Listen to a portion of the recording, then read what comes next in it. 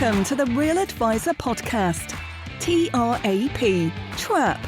Please follow us and join in the conversation on Twitter @Advisor Podcast, where you can suggest ideas and themes you'd like the Trap team to discuss. Also remember to like and subscribe to our YouTube channel and leave a 6 out of 5-star review on iTunes. Doing all this really helps us, which means we can do more to help you. Now let's head over to the studio for the latest pile of Trap.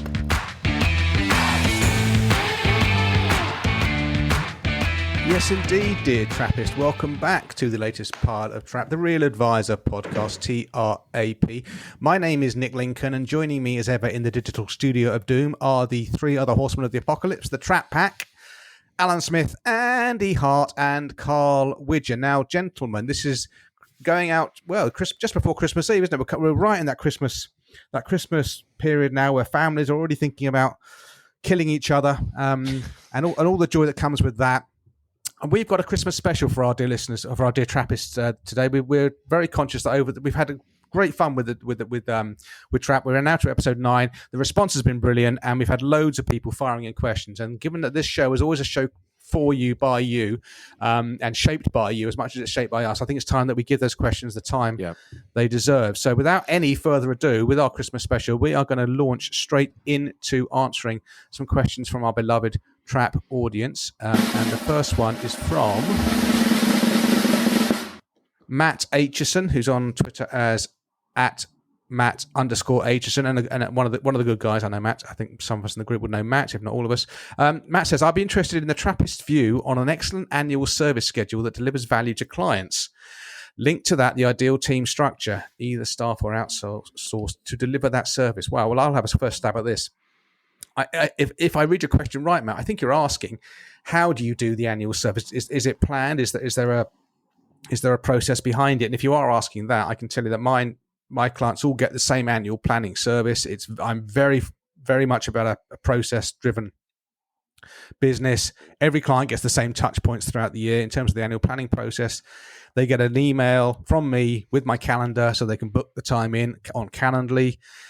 And then they get another email a week later saying, I need the homework from you. Now you book this meeting in. I then chase them a week later, and the homework questions are the same for all of my clients because we know stuff about their portfolio values and pensions and ISAs and that kind of stuff. But there's loads of stuff going on in the background that we don't know, right? Salaries, bonuses, mortgages, savings.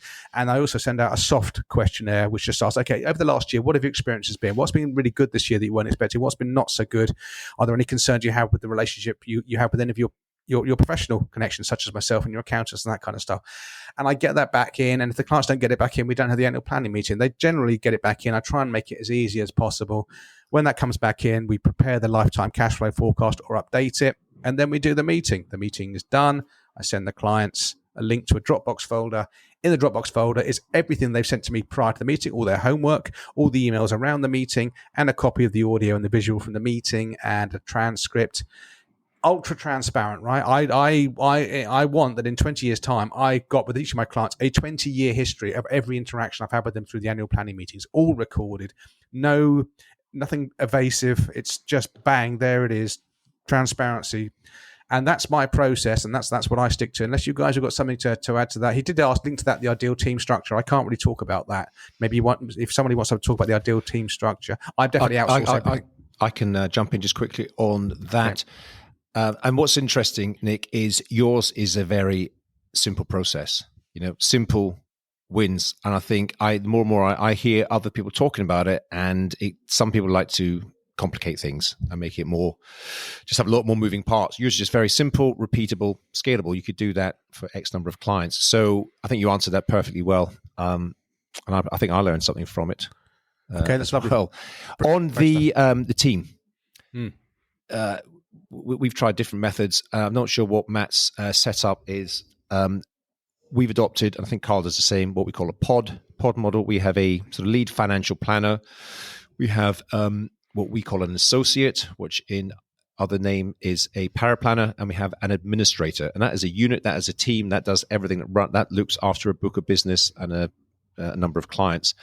that model is infinitely scalable. You can have any number of pods you want in your business, but it's sort of self-contained. In our business, they kind of run their own P&L. They know the profitability. They know what they're supposed to do. They know how to grow their own pod. They write their own business plan. And then we've got central services, which is operational stuff about running the office, keeping the whole thing ticking over, and marketing. And then me doing whatever I do. So that's our model, basically a unit of 3 to deliver the work, both the the preparation, the planning meetings, and onboarding new clients. Okay, that's great. I think we've given that a good.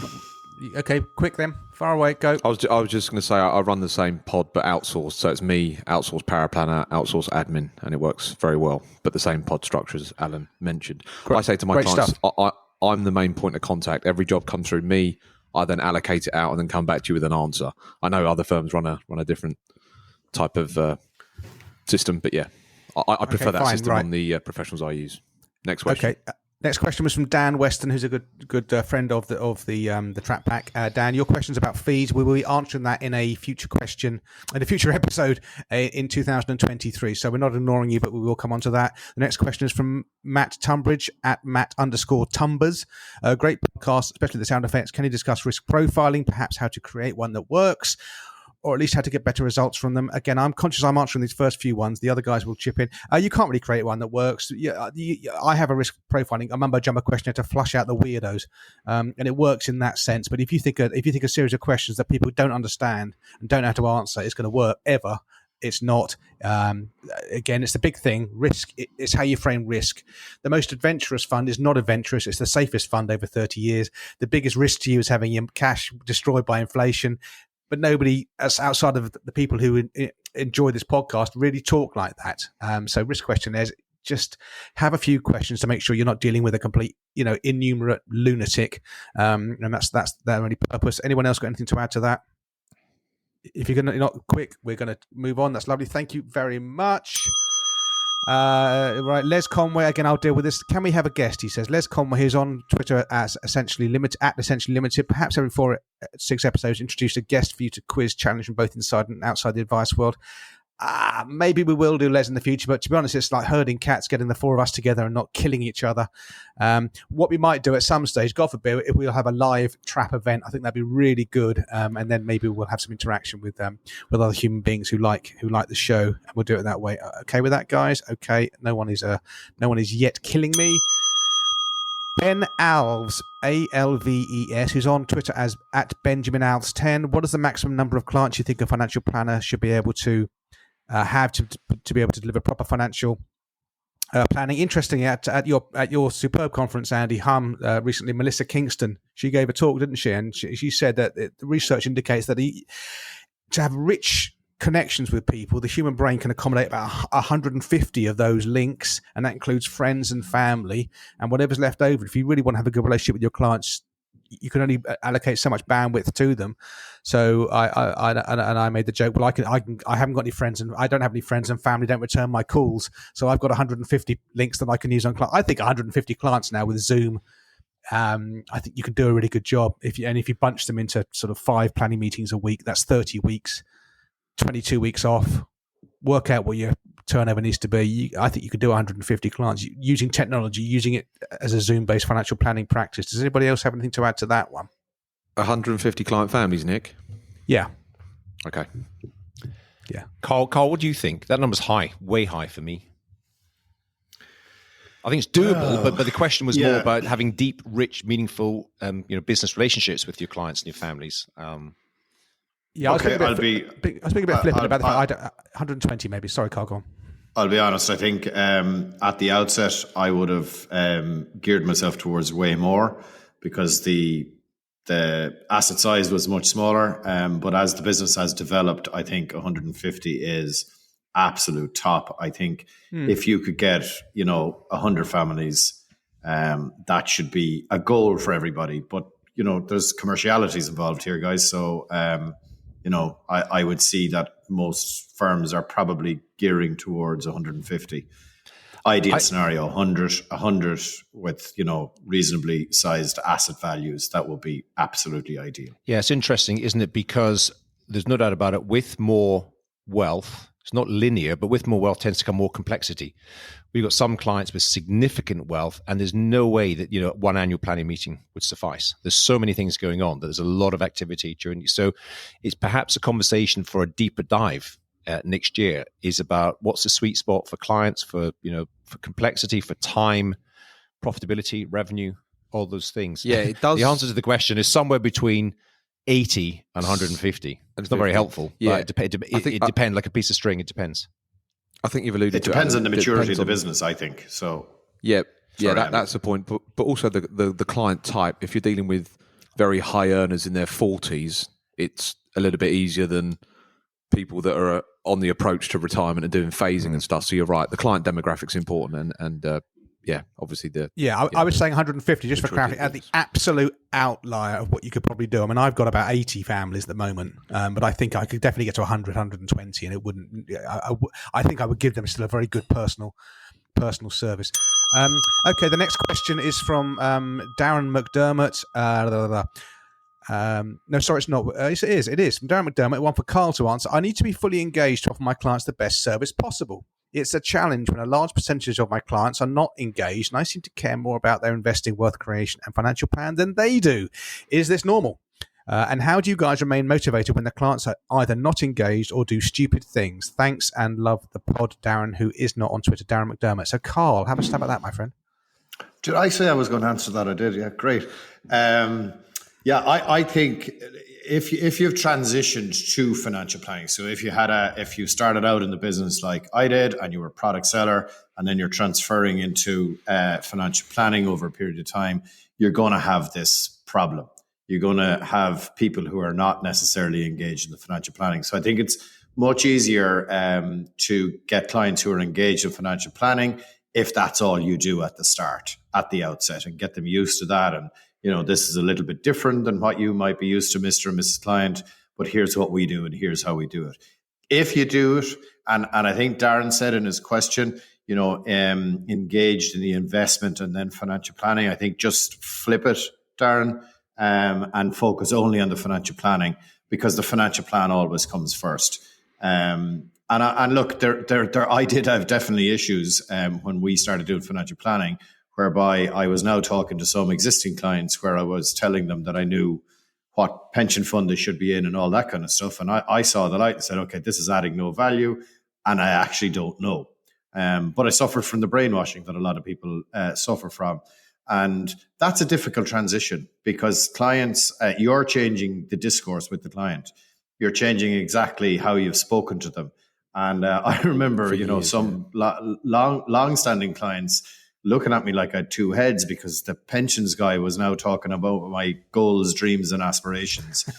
And I remember being mortified, really embarrassed that I was, and I had to force myself to do it at the start and to stick with it. The great thing about where Metis is now is a lot of the people who work at Metis Ireland, this is all they know, and this is just the absolute standard. And certainly all of our new clients, it's financial planning first. So look, I would say behind me here, stick with the plan, right? Just convince yourself this is the right way to go, but do not lead ever with the investment. Don't ever lead with the investment.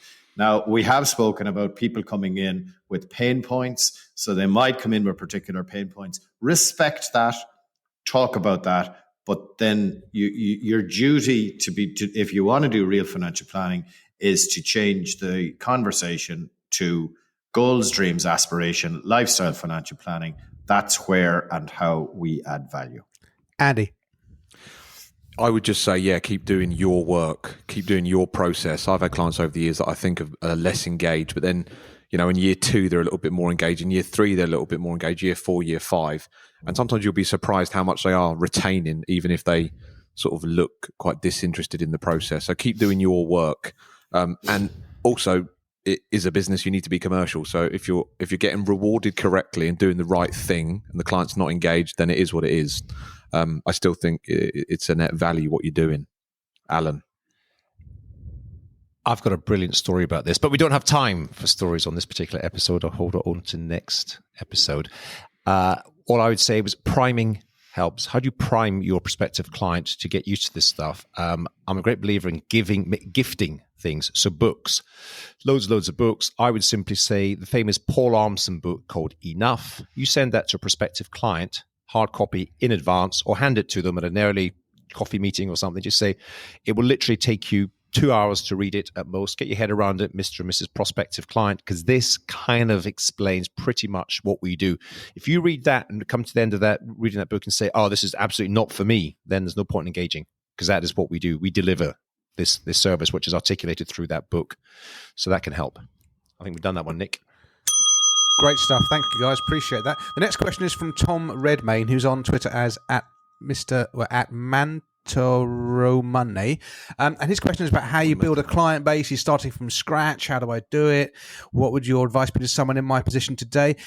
Tom, we did an earlier episode that we devoted a lot of time for this, and your question was posted back on the 21st of October. So hopefully, if you haven't listened to that, go back through the episodes. One episode, pretty much the meat and potatoes, was how we started off and how we got clients. So I hope you find an answer in It's worth, Nick. episode. We'll probably come back to that in later episodes, because there's more deeper dives, because it's a recurring theme. People want to know how to grow, win more clients. But for now, I think we've covered it. Correct. I think you're right. Next question is for Andy and Alan to answer. Neil Marsden on Twitter as at Mr_Munker. Okay. Great show, guys. Bit perplexed by Andy's comment about how he's proud not to be certified or chartered. Alan runs the chartered firm, so we'll be interested in his views regarding the comment as well. So Andy first, and then Mr. Smith. Well, I mean, it was a provocative statement. I'm just saying, don't focus solely on exams. I do work with chartered CFP advisors that can't build financial plans for their client and get me in to teach them and train them. So I'm just saying, you're not going to learn your way to the top in this business. You're going to behave your way to the top. The fact that you've become chartered, it doesn't mean any more clients are going to be attracted to you. You still have to do all the work that everyone else has to do. So don't just focus solely on exams. It's a hygiene factor. And if a client comes to me and says, I'm looking for a chartered CFP advisor, show me your credentials, Andy. For me, that's a massive red flag. So I declare myself out immediately, because that client would be a nightmare. So that's my stance on it. Over to you, Alan Smith, the chartered and CFP.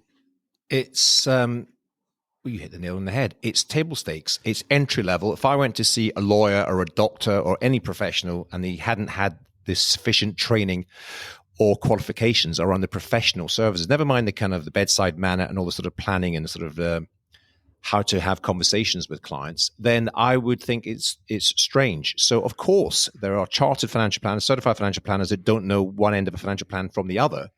But I'm assuming you do financial planning, you've got a sensible evidence-based investment proposition, you've got a sensible fee model, and that you are qualified to the standard, which is now acceptable.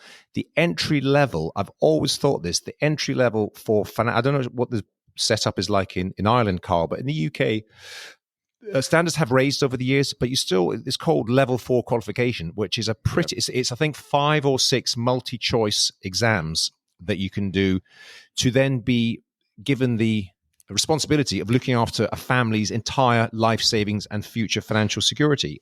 I question whether that's good enough for most people. So for me, it's the right thing to do to get well qualified, level 6. Some of my team, not me, some of my team are qualified higher than that.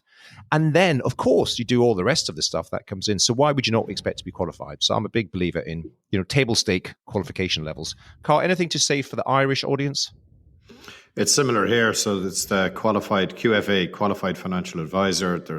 I think there's 5 multi-choice, and then there's a written exam is the 6th one. And then there's other qualifications you can get: retirement planning, specialist investment advisor, culminating in the CFP. So interestingly, I'm not qualified CFP. And the reason I'm saying that is because I had a pick your brains coffee with a Trappist in Dublin recently. And when I said, no, I don't have CFP, went, oh, you kept that quiet. Like it's something that I should be keeping quiet. I haven't done it. We have a whole bunch of them in Metis, and a whole bunch more training to be CFPs. So I'm very confident we have the expertise in house. I don't know what chartered means because we don't have that here. But yeah, I think it's you got to have the in-house expertise, and after that, it's can you deliver real financial planning? But It's as a firm of chartered. It's not. It's by no means the be all and end all. Absolutely not. To me, it's a range of things that you ought to do. Just it's ticking the right boxes. 100%. I love that phrase. Right, you can't learn your way to being a brilliant financial planner. You got to behave your way to doing it. I love that. But at the same time, you need as Alan said, you need the entry level qualifications. And for us as a firm, we have them and more. So that's my view on it. I think the 5 exams are quite a barrier, Alan. You're not just going to blasé walk yourself through that. That's going to be a lot of studying, a lot of going through. And then obviously you're at a firm. Really. You're then going to be at a firm. To the complexity. You're then going to be at a firm, and then you have to spend a couple of years in your apprenticeship stage. So it's going to take you many years before you're totally in control of a client's, life savings and future financial success. And if I'm going to take a bit more of a philosophical view of this, if you've read the book Sapiens, I mean, all of this stuff is just made up stories that we tell ourselves. The whole university system, the whole chartered system. It's just stories we tell ourselves, and someone's invented this stuff at some point. It's marketing people. It's just demonstration of credentials. That's all it is. And there's always lawyers that steal clients' money. There's always brain surgeons that do the wrong things. It's demonstrating credentials. It shows to your audience, your customers, that you've gone the extra mile. That's all we would say. So I think we've probably done it. It's a matter of choice. I think to answer the original question, what your comments were was slightly tongue in cheek to say. You take it as a badge of honor not to be slightly tongue-in-cheek. Well, no. Okay. Let's move on from this. Okay, right. The next question is from Mark B. And this is one for Andy. This is a long question. So what impact do you think the evolution of employee benefit services is likely to have on individual financial advice? Strikes me that there is now the opportunity for EB firms to provide very good group pension schemes, and with workplaces focusing more on well-being, and with that financial well-being, surely there is a scope for some of these companies to take business away from traditional advisors without an EB presence. Perhaps not clients with an existing advisor relationship, but certainly those too young or not wealthy enough. Andy, you volunteer for that one. Crack on, my friend. Well, I think there's a massive opportunity to add so many more extra services for workplace everything. At the moment, we have pensions being taken from your salary. It's seamless, no friction. You can tweak and change. We're going to have workplace investments, workplace ISAs. There's going to be incentives around mortgages. Insurances is going to get better and better. I think they're perfectly positioned for a lot of disruption in this space, which will play into our hands of employees will become even less attractive as clients because they've just got so much stuff sorted out at work, even though we can, hold their hand through the options and stuff. It will just mean that we focus more on the, the business owner as a client or the retirees or whatever. So I think there's going to be a lot of good innovation coming into workplace options, menu systems. You join the new employer and you got 2 tick boxes. What percentage of your salary do you want to go into the pension? What percentage of your salary do you want to go into the investment and ISA? And these are sort of 6-figure tick boxes. When you join, you've got, high expectations of doing the right thing, at that time in the cold light of day in that, initiation meeting. So I think there's going to be a lot of innovation in employee benefits. There's going to be a lot of exciting stuff. I think we're at employee benefits 1.0 at the moment. I don't know the space well enough, but I think there's going to be some good stuff coming along the line. I agree with that. And I don't think they're necessarily going to steal the traditional financial planners' lunch. They're going to make a bigger market. They're going to make it more visible. And as you say, all the nudges that an employer can provide. I read something recently that said, I think under 8% of the adult UK population took and paid for financial advice in the last 12 months, which leaves a market of potentially 92%, of which a smaller amount, but nevertheless a pretty significant number, would benefit from some sort of financial advice, be it technologically driven, as opposed to necessarily always face to face, use of video and so on. So I think it's a huge positive if more and more people learned. Going back to what we discussed on the last episode, I think education, making decisions, informed decisions, use of video, short form content, all that stuff via your employer, is all to the good. I don't necessarily think they're going to come in and sort of take all the business away from traditional financial planning companies. Sorry, just final point for anyone else who wants to chip in. I think they'll also get financial advisors, experts to come in and present to teams. So there'll be more education at work, which is a whole part of the whole well-being thing, financial well-being and all the other stuff that they'll be doing as well. So yeah, I think employers are well placed. It might be a bit of a distraction. Sorry, go on, Carl. Sorry, there's a platform from the States called Brightplan, I think, and this is the space that they're trying to get into. And I know that they're talking to one or two firms in the UK. So this is a massive area of opportunity, and work has already started there. Yeah. Okay, Faith Liversedge, who's on Twitter as @FaithLiversedge. This is a question for myself and Andy. It'll be, I think, quite quick. Thought: if you don't like being lectured by non-practitioners, how are you going to get speakers to all those conferences? I'll quickly go, and Andy, it's more your area. I don't like being. It's not being lectured to by non-practitioners. Faith is a problem. It's when you're relentlessly lectured to by non-practitioners, and that's part of the reason why Trap is here is to give a voice to those at the coalface doing the actual bloody grunt work. I think some non-practitioners, some consultants are excellent, but I do not want to go to any conference where they are in the majority. So I'm not, and if they're good and they're interesting, by all means, have people who don't give the advice, but the balance needs to be reset. Andy. So I've booked over 150 speakers in my conference organising career, and the mix is 50-50. I want to hear from practicing financial advisors, and I want to hear from, let's call it, experts. Faith calls them non-practitioners. Yeah, I call them experts. So yeah, I'm a big fan of hearing from experts, but I'm also a big fan of hearing from, my fellow practicing financial advisors. Yeah. Okay. Alan or Great Carl? stuff. Oh, Thank no you. We're going on. No, we're not offering this out each time. We just said that at the start. If you'd paid attention. Amgay, I don't know how to pronounce his name. Is at Alpha Mother Golf Hero Alpha Amgay. Indigo. Amgay, thank you.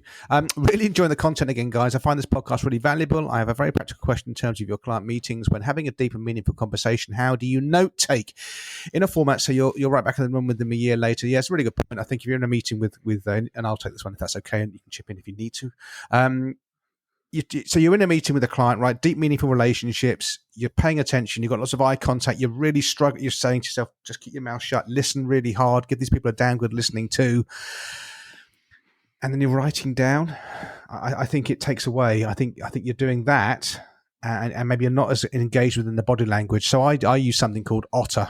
Okay, I'm sure it's not new to people listening to this.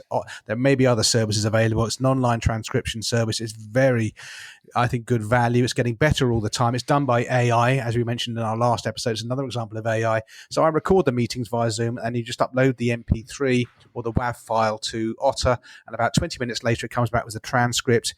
And if it's the second time you've had a meeting with those clients, it recognizes the voice and will label the person's as well. So labels the chat with whoever's speaking at that time. Print it off as a PDF, it goes in the client file, and then a year later, I will either skim read through that quickly and or listen to the audio played at 1.5 times, just to remind myself exactly what was said, and was there any stuff that fell through the gaps from a year ago that I didn't quite remember. And that's how I do it. Lovely stuff. Quick one for me. So there's two things we do. We can we'll always try and have 2 people at every client meeting, so we don't miss it. And then we do one of 2 things. We either do voice memos for the file to summarize the meeting, and we're doing more and more of this, and this is really effective, is we will do a synopsis of the meeting on video, which we will then share with the client. That's what we do. That's okay. fine. Great stuff. Thank you. Thanks, Carl. So the next question is one for Carl. Again, it might be that we refer to a previous episode, or we do a deep dive again in the new year. So James P, who's on Twitter as jpotter5. Hi guys, I love the show. My question is, I'm a new advisor currently building my client bank. How did you all do it? And with your experience, is there anything you would now do differently? Carl, how do you want to play that? I did put my name against this one because this is easy. I think it's episode 1 where we spoke about how we got out there and we kind of had a framework of 2 ways of doing it, which is going out, pressing the flesh, and then also creating the content. So I think if you can do both of those, I think, that's the best way to do it. But I think, Alan, it's kind of very similar to the question earlier on. Yeah. You're right. People keep asking, how do you get clients? How do you get clients? And it's the hardest part of the work. And I think we should probably come back to this another day. Okay, great stuff. Thank you, Carl. The next question, and this is another one for you, Carl. You've snatched your first dibs on this one from James Hughes on Twitter as Jambo Hughes 1. Networking. For someone who finds the typical forced networking events a bit tedious, I think we're all with you. And not to mention, they're usually full of financial advisors already. Do you have any tips for building your client bank? Thank you. P.S. Love the show. Keep up the good work. So it's kind of back on the same thing, Carl. Yeah, it kind of is, and I won't dwell on this, but look, I'm not sure those large networking events, where you're supposed to go and get 2 or 3 business cards or whatever, right? I'm not sure they're much use. I'd much prefer the one-to-one stuff. So I would encourage you to try and identify your right type of client, and then have as many one-to-one cups of coffee, lunches, dinners, that kind of stuff. Going to, general social events, I think, do that. But the forced networking thing, I hate it. Awful, horrible. Don't do it. A thing like it's real old school. People talk about it, is a bit, but it's good. Is what does everyone have an elevator pitch? So-called elevator. Could you describe what you do to someone who doesn't know anything about you or your business or the experience in literally 22 seconds? Because most of us don't practice it, and most of us say I'm a financial advisor, which is one way to end a conversation. So I would encourage, if you are going to go to networking events, do a bit of work on that. I mentioned it in the last episode. The Key Person of Influence program has got a process. They call it social pitch.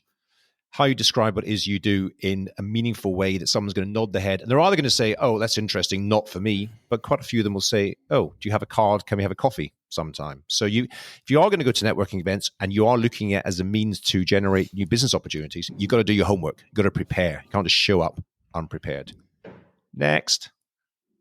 Great stuff. Okay, the next question is from our friend who we saw a good few weeks ago now, Rob Stevenson, who's on Twitter as @RobS_Kingmakers. Catchy one, Rob. Excuse me.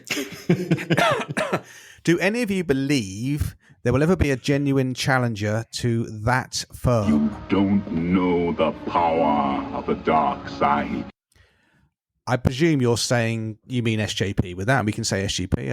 I'm quite a big fan of SJP. I certainly think it's the greatest marketing company in financial services, if not in the world, certainly in this country. Anybody want to have a stab at that question? I mean, they are an incredibly successful company, and they do a lot of stuff right. I think it's the classic, people are not very good at cloning. So people will try and build a similar thing, but then remove some of the key elements that might be the essential elements.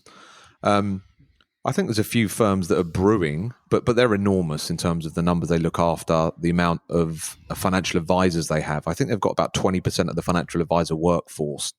So for something to get to that scale and level, that's pretty astronomical. And St. James's Place are very similar to us. They're basically a pension company. 70 to 75% of their assets are in pensions, similar to my firm, your firms. But the good thing about them is about 75% of their assets are in global equities. So they're doing the right thing for their clients. Portfolios predominantly with global equities. And they do a lot of financial planning because I do quite a bit of work with them. So will someone be able to sort of replicate that scale and what they do? I think they're going to find it very tough. Over to you, Alan. Yeah, I think people already are pretty close to it. People often say St. James's Place's marketing is fantastic. 20% of the workforce, Alan. I don't think it is that great. St. James's Place as a brand, they get some of the things right, but what they get right is their business model. It's effectively a franchise model, don't they? So they rely upon they do all they provide a lot of centralized services for people, but got a very static pricing model. It is effectively an old school commission model that we all know about, and with exit penalties and all that sort of thing. But they've got a very good business model that attracts and retains, kind of business operators, entrepreneurial financial advisors.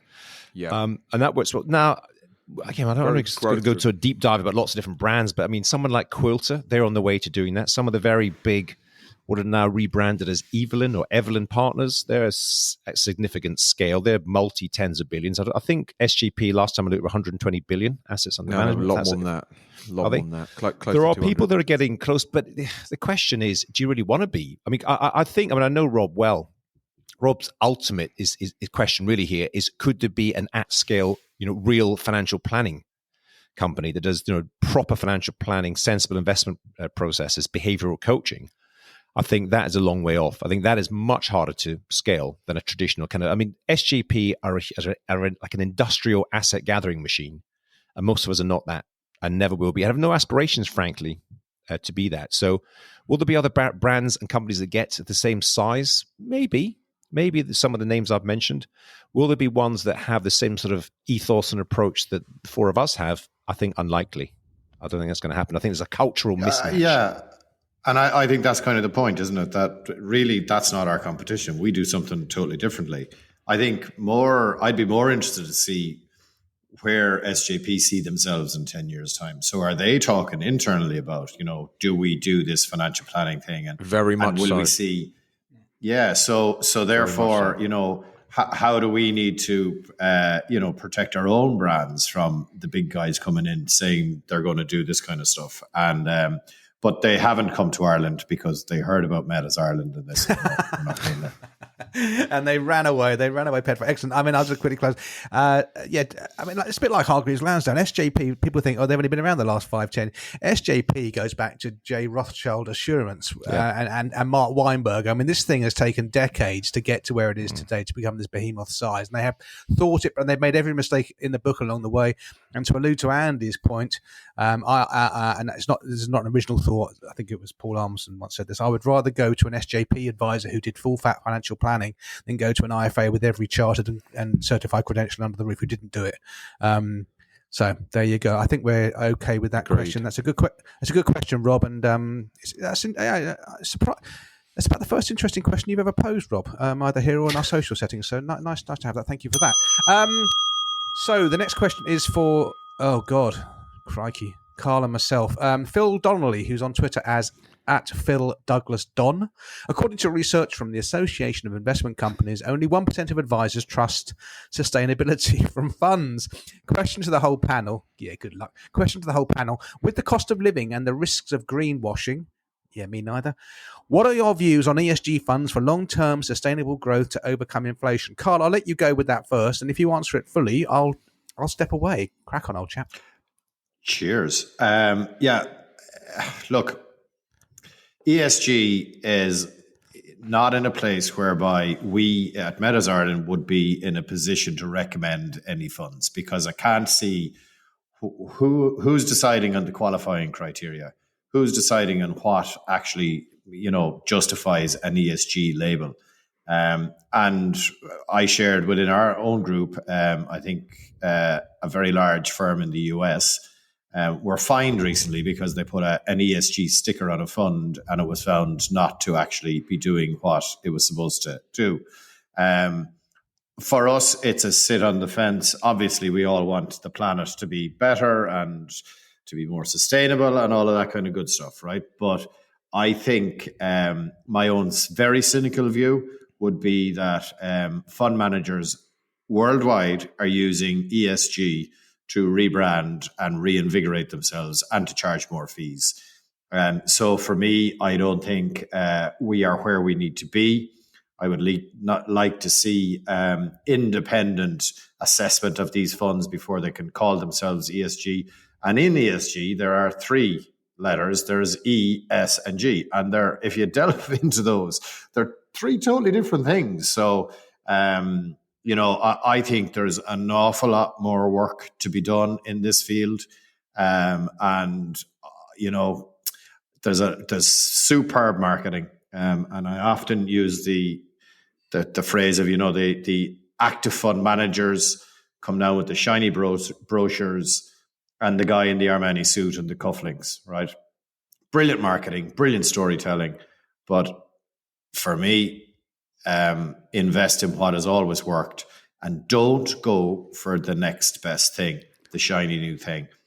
Sit in the fence and see where this leads us. Okay, my view on ESG, I think it's a scam. I think it's an outright scam. It's the investment industry trying to make itself relevant again, and there's an underlying cultural and almost a cultural Marxism underlying ESG, and a sort of despising of capitalism and the progress we've made in the world. And I could go on about that, and I have read about this. But the nice thing, you can see the worm turning a little bit. People that I respect, I think some of the people in the studio now, but also external people who I expect are looking at ESG and thinking, this is a crock. This is an absolute crock of rubbish to force a certain type of thinking down people's throats. In terms of, ESG funds will overcome inflation because as long as they're invested in equities, but they certainly won't outperform the average equity fund or the S&P 500. In fact, the evidence is in on that, and it's all to do with capital allocation and so forth. So, interesting question, Philip. But let's move on. Demetrius Demi Nurse has asked a question. He's not left his Twitter handle, but he's left his mobile, which is, I won't give it out really, but you have left your mobile, which is very kind of you, Demi. I used to call on Demi and his brother Julian Nurse. They had a practice in Palmer's Green, or Palmer's Greek, as it's known colloquially. And I called on them in the late 90s, early 2000s. A couple of good guys. Hope you're both okay. Nice to hear from you, Demi. Demi asks, what's the panel's view on diversity and inclusion within UK financial services? Also, the advice gap for young people. Are you wealth managers or IFAs? That's technically three questions. Three questions. You really haven't changed, have you? You like to get your money's worth. I'll tackle the diversity. I'm all for diversity if people are good. I don't care. Diversity of opportunity is absolutely fantastic. Diversity of outcome is absolutely horrible and ends up in the gulag and the forced deaths of millions of people. Quite a strong answer there, but I hope you appreciate it. I don't care what colour you are, what ethnicity you are, what religion or anything. If you're good enough for the job, you're good enough for the job. Anybody else want to add into that? He asked about the advice gap. He asked about wealth managers or IFAs. Anybody got any other thoughts on any of that? Advice gap. The advice gap. We related to, we sort of referred to it a little bit earlier on through employers. Employers will provide access to. I think technology will change a lot of things. The advice gap. There's some commercial realities that people early on in their sort of personal and financial journey. I would argue they haven't got the complexity anyway to need full fat financial planning if you're sort of 25-year-old getting underway in your career. But employers will increasingly play a role, technology will play a role, and there are some very interesting new kind of tech developments that should become available to help plug that particular advice gap. So I think, I think tech is the answer to that. Wealth managers or IFAs, that's a whole other conversation. Just on the advice gap, Alan, though, I think there is a lack of financial advisors coming through. I mean, there are certain, financial services degrees and other sort of apprenticeship style. The numbers are training. up year on year. Just specifically, the number of regulated advisors in the UK is up. I can't remember 5% or something in the last 12 months. I'd like to see the data on that, but there'll be an incremental increase. But I think more and more people are going to need advice. Thousands of people are retiring every single day. We've got a. That's not the question. The question was advice gap for young people. Young people are not retiring. Young people need a different type of advice, different type of education, different type of planning. Well, no, process. it's a similar sort of thing, isn't it? We have a lack of financial advisors. Think about the question that Mr. Nurse is asking. Nick, will you? Are we done? I'm going to get onto the. Andy, are you? Is the final question? Are you a wealth manager or an IFA? I'm neither. I'm a financial advisor. Keep it simple. People want to put people in boxes. Keep it simple. People are looking for financial advisors. I'm a financial advisor. Okay, good stuff. Great. Thank you, guys. Next question is for Alan to answer. This is from Joe Froud, who's on Twitter as @JoeFroud FPFS, Foxtrot Papa, Foxtrot Sierra. Hi all, really enjoying the podcast. You're talking about all the things I hoped you would. Oh, sweet. My question is around life planning. Do you incorporate life planning into your planning processes? If so, I would love to know the different approaches that you use. If not, I'd love to hear why you choose not to. I'm trying to establish how deep I should go into this with my clients, if at all. Mr. Smith. Yeah, so this all depends what you mean by life planning. I think it's one of these other things which is an overused phrase, a bit like financial planning. My version of financial planning is different to some other people's, and certainly life planning is the same. I think in my firm and me personally, we've gone almost full circle on this, having read all the books, been on the courses, did the Kinder course some years ago, or certainly the short version of it, but read all the books, loved it on a personal basis. I think we went deep dive on this. We used to, have almost sort of philosophical, psychological conversations with clients, and clients didn't know what had hit them. What the hell are you talking about? I'm here to discuss my pension. So you find, in my experience, you find an equilibrium that kind of works for you. Because one thing that, I'll speak for myself, that I'm not qualified to do, if I sort of open a can of worms, if I ask them specific questions about a person's background, upbringing, childhood, I'm not sufficiently qualified to deal with what they might start talking about. I am not a psychologist or a therapist, anything like that. So This is back to the process or the thought around it's an art as much as the science. The science bit you can get and the sort of technical aspects of it. But being a coach, a mentor, and understanding that, you've got to just find your level that you are comfortable with, because it's all well and good asking a deep and meaningful question. It's dealing with the response that you get, because this is not a tick box approach. We do, as much as possible, when we speak to clients in the first instance, we do ask them to share their backstory, tell us about what brought you here, and then we talk about what money was like growing up for them. And we ask the question, we still ask the question, what does money mean to you? And we're sufficiently qualified, I think, to navigate our way around the answers to that. The answers tend to be in a sort of broadly similar response, so it does help and inform the conversation. But I'm not prepared to go any deeper than that. If someone wants a sort of deeper conversation, there's probably other people we would refer them onto. So broad answer, but as I say, it depends what you mean by life planning. The whole aspect of financial planning is life planning. Yes, because we're trying to identify what you want out of life, so that we can reverse engineer and build the model to deliver upon that. Any other thoughts? I think you nailed that. I think it was really good. Wow. Superb stuff. The next question is, thank you, Anna, for that. That was good. The next question is from Mark Russell, spelt with one L. He's on Twitter as @thefinancialp70. To be answered by Andy, I think, to all. I have been a firm believer in index-based investing, seeing well, he says Andy, he must have meant me, seeing Andy speak at Back to Why in 2018. When and what was the epiphany on the road to Damascus for you? Keep up the great content and outstanding output, chaps. Thanks a lot, Mark. Andy, what was your road to Damascus moment when it comes to I was very fortunate. Index investing?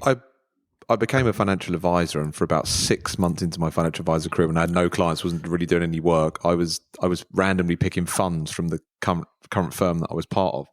And then I independently found DFA from, I think, speaking to other advisors. And then I went to see David Jones in the old DFA office in Down Street. Had no clients, had no clue what I was doing, but I luckily ended up in an influential guy's office. And he was saying things to me that made almost no sense, but I wanted to sort of research what he was telling me. And then I went on their course, and then I got exposed to Vanguard. Then Vanguard came to the UK. So that's been my intro to index investing. I've just sort of gone with the data, really. And thank God I've been able to turn off the active management noise in my life, because I can then focus on all the other stuff that we've got to focus on: clients, financial planning, building a business, marketing. Whereas if I had to every month or quarter look at a load of random funds and then work out what raindrops got to the bottom of the window pane before the last one and jiggle everything around, it'll be an absolute nightmare. So I'm so pleased I found index investing, and all is good. Over to you. Yeah, I call it asset class investing. Over to you, Nick. I think that's a really good point. The four of us, we all use passive funds and have done for a good number of years now. Just think of the amount of time and stress that we haven't had to go through. But there's that, the fund managers and the you used to go to seminars and seminars all day and like listen monthly to investment presentations reports and read all this stuff. Like, all that is to add no extra value to your clients. To add no extra value to your clients. To detract, to extract wealth. Incredible stuff. Carl, did you have a Damascene moment with you? No, I've nothing to add on that. Okay, lovely. Thank you very much. Okay, the next one is from Louise H. Not Louise R. Alan, but Louise H.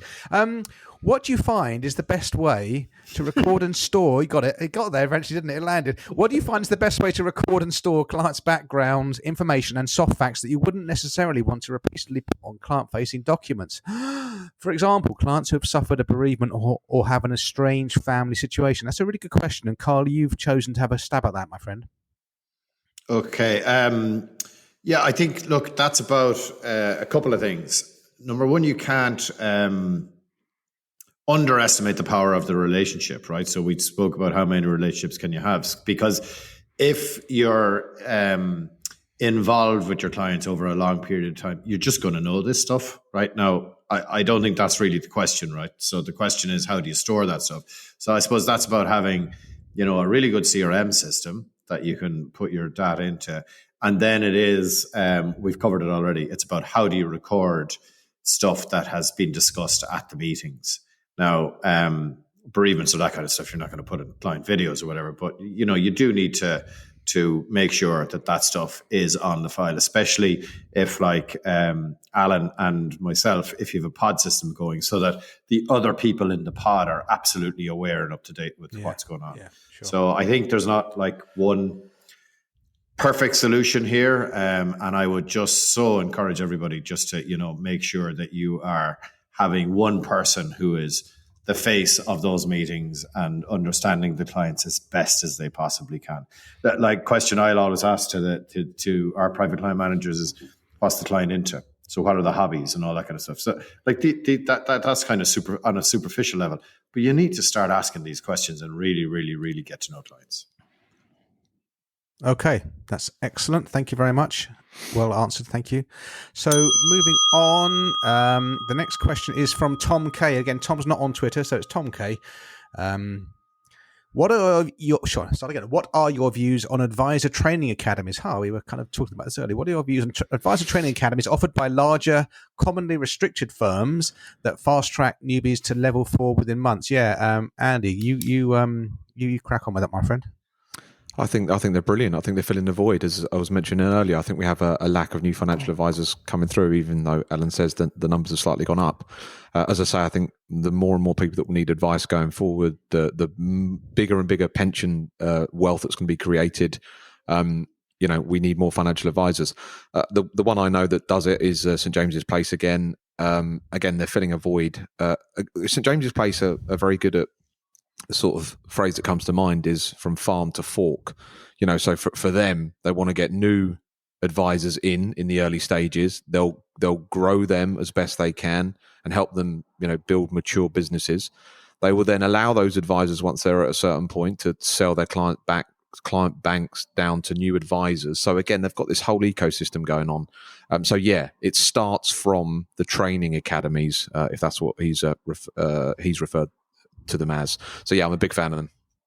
Interesting. There's a podcast that came out in early December. Early December for the Money Marketing Podcast, and they interviewed Andy Payne, who's the guy who runs the SJP Academy, and that's quite interesting. If you go back and search for that, it gives you an insight as to obviously they do it from a business interest. They want these advisors, and they want to get them when they're young, but it talks you through the process and what the pros and cons are and how they've got that academy to work. And you might correct me, but they even help them out with business plans and stuff like that. And they've got no clients, nothing going on. So it's a very serious professional structure and process. So yeah, a lot better than us just doing some random exams and then ringing up some random IFA in local town and sitting in their office for 3 years going, what on earth do these people do? It's like... Yeah. It's for process. Okay, that's great. Thank you, guys. The next question is from a chap called Daniel Arbiter, who's on Twitter as at Darbiter. And I actually know Daniel Arbiter. He was in the firm in the office next door to me when I used to rent an office in Radlett. And he's a young IFA. He's just got his exams. He must be in his early 20s, mid-20s perhaps. Uber bright, nice guy. Dan, I hope you're still listening to the show. Your question was, I'll be interested to hear your thoughts on the advice gap. It seems to be an unpleasant truth in our profession that clients with an investable amount below 50 to 100 grand are simply not profitable enough to work with. When profitable clients, i.e. those with 100 grand or more to invest, represent such a tiny sliver of the country's population, how can we hope to provide quality financial advice to those with smaller sums? Is there anything that can be done to bridge the gap? And I'll have a quick stab at this, but it has kind of been... I think a lot of younger people don't necessarily need a lot of advice. They just need to be in their company workplace pension and just accruing money that they don't even realize they're accruing, right? And if your question about having small pots makes it not financially viable for the advisor, then just charge a fixed fee, whatever your minimum is. If they haven't got the sufficient funds, then you just levy them a standing order. Hey, I know you come around in the end. Well, I do it already, my friend. I have clients who don't have them. The classic example doing it for years. Buy-to-let investors, right? They don't yet have liquid assets. They've got assets. So I say, okay, this is my minimum, and we're going to get it through a standing order. Right, spot on. I think that when I read that question, I thought that's your answer. For those who need it and want it and prepared to pay for it, just the fact they've got 50,000 of liquid investable, that's one of the big things that's wrong with the prevailing fee model. If someone's going to pay whatever your minimum is, standing order, whatever, you can do it. So I think we've answered that. Yeah. He had another Okay. one, Thank didn't you. he? And Daniel, all the best to you going forward in your career. You're going to be great. Okay, we're at 54 minutes. We'll maybe take a couple more because otherwise, I think we might all just explode spontaneously. This question is for Alan and Carl to have a go at from Stephen Barrett, who's on Twitter as @BlueWaterFP. You talked in an episode about building a sell-on value for your practice. But where do you see future valuations coming from? Surely automation is going to impact the industry and AUM will become less relevant. Will practices be fee-based? Will practices be based on fee income or something else? Right, it's quite a lot to unpack there, so we can take a bit of time with this one. Yeah, I'll just jump into that one. I mean, fundamentally, there are some basic rules about businesses and valuations. In most industries, a valuation is effectively, in summary, is the discounted value of future cash flow, future profit. That's how FTSE 100 companies, S&P companies, and indeed financial planners. However it's constructed, however the kind of business brokers and advisors will describe it as, that's ultimately what it is.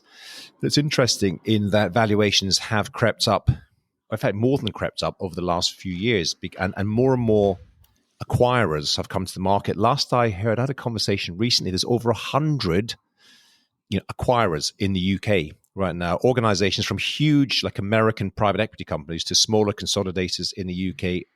So it is a seller's market right now. And why is it interesting? Well, the events of the last few years, which have included a pandemic, market, at least two bear markets, have shown advisory firms of all shapes and sizes to be resilient. So they might have taken a short-term hit to their revenue, but it bounced back quite quickly. Most people haven't lost clients throughout it. And if you are an acquirer, regardless of what industry you're in, what you're interested in is, as I say, it's a future cash flow. So that's why these businesses are valuable. And so, I mean, the kind of the nuance to the question is technology changing and moving to a fee-based model or a sort of a retainer or whatever it might be. Well, that's fine. It kind of doesn't matter. I would obviously make a case that a sort of flat fee retainer based model is more resilient. Our fees don't go down during market declines, but then at the same time they don't go up when markets race away. So, but they are more predictable, I would say. So that type of business will have a value, and AUM percentage-based clients, firms will have a value. And yes, things will get more automated, but just to try to tie a few of these questions together right now, advisors in the future who do embrace technology, in theory, will be able to take on more clients, more revenue, hopefully using technology, are more profitable, and therefore build more and more value into their businesses. So I can't see any significant, I mean, famous last words, but I can't see any significant reason for that to change in the next few years. I think businesses will be continue to be worth a fair amount in years to come. Carl, you got some thoughts? Yeah, I think everything you've just said there is valid. I just refer back to Rob Stevenson's video that I referred back to in our last episode, which is succession powered scale. And Rob talks about the AUM model, the EBITDA model, but then intrinsic value. And I think, like Alan says, in the short term, I don't think the AUM stroke EBITDA model are going to change that much. But I think intrinsic value is, if you're looking longer term, I think that's going to be really important. But yeah, the answer to the question is watch Rob Stevenson's video, please. Andy. I'll check that video out. I'm just going to say the cost of money is going up. So the cost of money going up will have a negative impact on the sale value of firms. And we haven't really seen the fallout of that yet. So that's going to be quite interesting. If the cost of money is still expensive, what then the sale value and how much of a seller's market it will be then? Possibly, although most of these companies have raised equity as opposed to debt. Yeah, they've got dry powder, it does have an impact. But like anything, when there's a lot of people chasing a limited number of products or businesses to buy, it does drive it. There'll be short-term fluctuations, of course. Night out in Killarney. Look forward to it. What's next? Well, listen, we're at 59 minutes, and I'm aware this is quite intense, isn't it? Because we're all having to really concentrate here, and we're snapping. Are you struggling, Nick? Are you struggling? No, I'm fine. But do you want to draw a line under this one? We've got, looking at my bulging sack. We're now on this letter sent in is postmarked the 14th of November. So we've done all the questions up to the 14th of November. Do you want to keep on going for a couple more? It's up to you, Chairman. I'd hold some questions. We're going to need some questions for our episodes in the new year. We've really had a good go with that. That's brilliant. Okay, I tell you what, let's call that a day for now. But if your question wasn't answered, it will be answered in a future show. As it's really important to us that you understand, dear Trappists, that the show is formed by you. It's not just for egomaniacs rambling on for the sake of it. We want you to shape the way the show goes. So without much further ado, I think we're sort of coming towards the end. Thank you to all the dear Trappists. We've had so much fun doing this. It's only episode 9. Love the feedback. Keep on giving it to us. We wish you all a fantastic Christmas, whatever the PC thing is. Merry Christmas, season's greetings. Happy holidays, whatever you want to call it. We hope you have a good one. From the Trap team, wishing you all the best for now and a fantastic 2023, guys. And that applies to you guys in the studio as well. Thank you for your friendship. Have a great new year. Happy Christmas. And thank you, Nicholas, for organising Trap. Well done. Happy Christmas, everybody. We're all equal. Thank you, my friend. Take care. Bye.